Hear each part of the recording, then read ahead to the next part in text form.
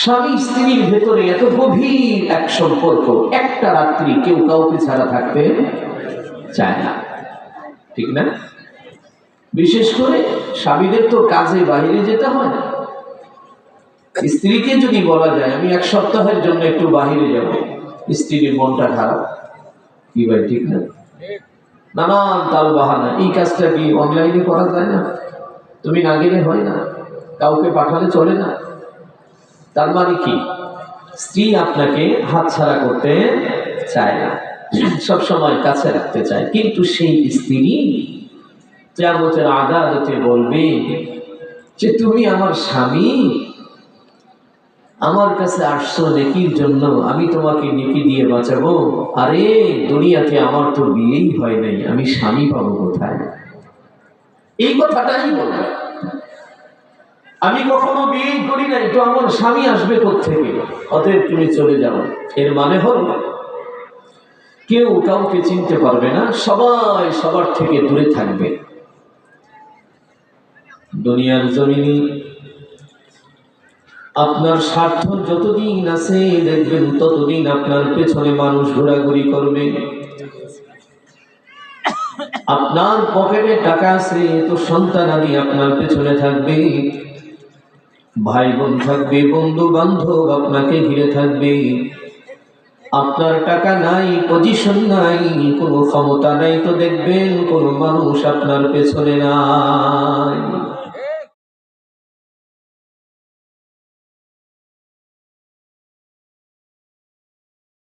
সূর্যের উদয় হয়েছিল, যে মহামানবের আগমনে পৃথিবীর জমিনের সমস্ত বাতিল শক্তিগুলো যেন মাথা নত করতে বাধ্য হয়েছিল।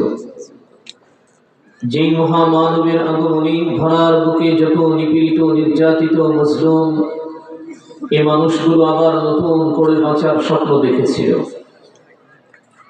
যেই মহামানবের শাফাআত ব্যতীত আমরা একজন মানুষও আল্লাহ তাআলার জান্নাতে যাওয়ার অনুমতি পাব না। ওই দয়ার নবী, মায়ের নবী, রহমতে আলম নবী, সরওয়ারে আলম নবী, উম্মতের কান্ডারি নবীর প্রতি আমরা সকলেই আমাদের অন্তরের অন্তরস্থল থেকে এক মর্তবা দরুদ ও সালাম পেশ করছি।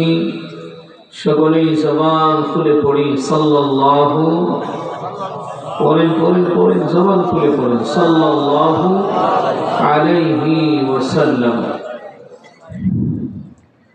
নবীজির নাম শুনলেই দরুদ শরীফ পড়বেন, এতে কোনো লস নেই, বরং লাভ আছে। কারণ পৃথিবীতে একমাত্র মানবকুলের ভেতরে মুহাম্মদুর রাসূলুল্লাহ সাল্লাল্লাহু আলাইহি ওয়াসাল্লাম, তিনি হলেন আমাদের আপন। বাকি আমরা যাদের সাথে এই দুনিয়াতে সম্পর্কে যুক্ত,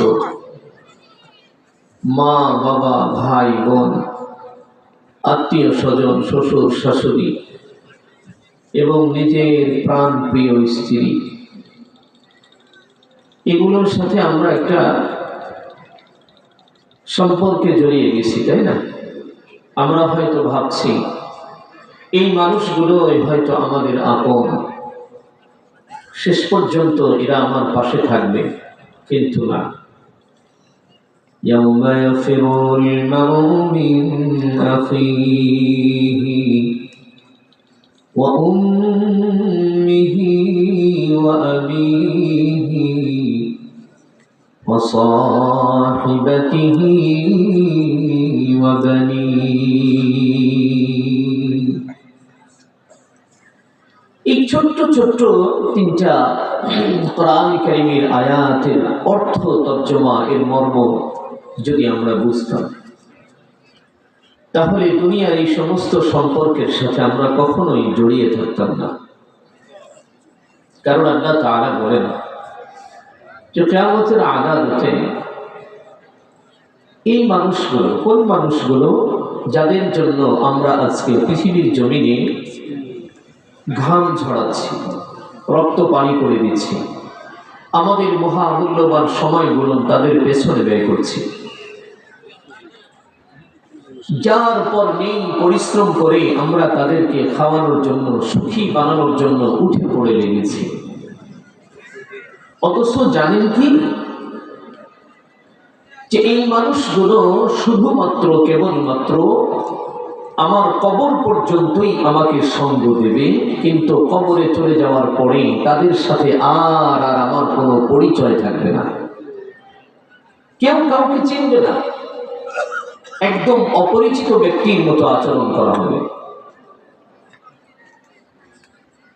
মা তার ছেলেকে চিনবে না, বাবা তার সন্তানকে চিনবে না,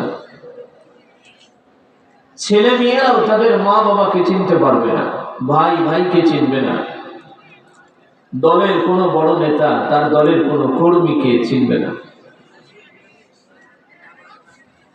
স্বামী স্ত্রীর ভেতরে এত গভীর এক সম্পর্ক, একটা রাত্রি কেউ কাউকে ছাড়া থাকতে চায় না, ঠিক না? বিশেষ করে স্বামীদের তো কাজে বাইরে যেতে হয় না। স্ত্রীকে যদি বলা যায় আমি এক সপ্তাহের জন্য একটু বাহিরে যাব, স্ত্রীর মনটা খারাপ, কি ভাই ঠিক না? নানান তাল বাহানা। এই কাজটা কি অনলাইনে করা যায় না? তুমি না গেলে হয় না, কাউকে পাঠালে চলে না। তার মানে কি, স্ত্রী আপনাকে হাতছাড়া করতে চায় না, সবসময় কাছে রাখতে চায়। কিন্তু সেই স্ত্রী কিয়ামতের আদালতে বলবে যে তুমি আমার স্বামী, আমার কাছে আসছো নেকির জন্য, আমি তোমাকে নেকি দিয়ে বাঁচাবো। আরে দুনিয়াতে আমার তো বিয়েই হয় নাই, আমি স্বামী পাবো কোথায়? এই কথাটাই বলবে। আমি কখনো বিয়েই করি নাই, তো আমার স্বামী আসবে কোত্থেকে? অতএব তুমি চলে যাও। এর মানে হল কেউ কাউকে চিনতে পারবে না, সবাই সবার থেকে দূরে থাকবে। দুনিয়ার জমিনে আপনার স্বার্থ যতদিন আছে দেখবেন ততদিন আপনার পেছনে মানুষ ঘোরাঘুরি করবে। আপনার পকেটে টাকা আছে তো সন্তান আদি আপনার পেছনে থাকবে, ভাই বোন থাকবে, বন্ধু বান্ধব আপনাকে ঘিরে থাকবে। আপনার টাকা নাই, পজিশন নাই, কোনো ক্ষমতা নাই, তো দেখবেন কোনো মানুষ আপনার পেছনে নাই, কেউ নাই, কাউরে খুঁজে পাবেন না। মানুষের কথা বাদ দিলাম, নিজেদের কথা বলি। দেখবেন একজন মানুষ হাড় ভাঙা পরিশ্রম করে সম্পদ অর্জন করে, মিল ফ্যাক্টরি করে, গাড়ি বাড়ি করে, জমি জিরাত করে, এগুলোর ওয়ারিশ হলো তার সন্তানেরা, তাই না? কথা কয় না? এগুলোর ওয়ারিশ কারা? তার সন্তান সন্তানী যারা আছে এরাই তো ওয়ারিশ। কিন্তু একটা মানুষ তো আর সারা জীবন জোয়ান থাকবে না, সুস্থ থাকবে না, কি ঠিক? একটা সময় তো সে বার্ধক্যে উপনীত হবে, এটাই তো স্বাভাবিক। সে যখন বার্ধক্যের কোলে ঢলে পড়বে, তার হাত আর চলে না, পা চলে না, চোখে দেখে না, জবান চলে না, মাথাও ভালো কাজ করে না, তার মানে তার এখন বেড রেস্ট, একদম রেস্টে চলে যেতে হবে। অথচ তার উপার্জিত কোটি কোটি টাকার সম্পদগুলো, এগুলো নাড়াচাড়া ব্যবহার করবে তার সন্তানেরা। উপার্জন ছিল কার? যে মানুষটা এখন অথর্ব, অসুস্থ, বেডে পড়ে আছে, উপার্জনগুলো তার না? সেই তো সব করেছে। এই মানুষটার উপার্জিত সম্পদগুলো তারা দেখাশোনা করে খাবে। এই মর্মে গিয়ে দেখবেন যে মানুষটা অসুস্থ বিছানায় পড়লো, সন্তানদের কাছে তখন এই মানুষটাই বোঝা হয়ে দাঁড়ায়, মারাত্মক বোঝা। মনে মনে কামনা করে বুড়াটা মরে নাকি লেগে, এটা মরলেই তো বাচ্চা যায়, ঘরের ভিতরে পায়খানা করছে, প্রসাব করছে, গন্ধ আরাম যায় না, ডাক্তারের কাছে দৌড়াইতে হয়, নার্স রাখতে হয়, তার সেবা যত্ন করাইতে হয়, হুইল চেয়ার কিনা দিতে হয়, নরম নরম খাবার দিতে হয়, এত ঝামেলা তুলিতে হয়। এখন বোঝা হয়ে গেছে, কি ঠিক না? আপনার সব কিছু থাকার পরেই যখন আপনি বোঝা, তো একটাবার এই বিবেককে প্রশ্ন করেন, যখন আপনি অন্ধকার কবরে যাবেন তখন এরা আপনার জন্য কি করবে? বরং ওরা তো চায় আপনি কবরে গেলে তারা মুক্ত। এজন্য অত্যন্ত ভারাক্রান্ত হৃদয় নিয়ে এই কথাগুলো বললাম। যে দুনিয়াতে আসলে আমাদের কেউ আপন নাই, এগুলো হলো ফেক সম্পর্ক, ফাঁকি, ধোঁকাবাজি, সব স্বার্থের পাগল।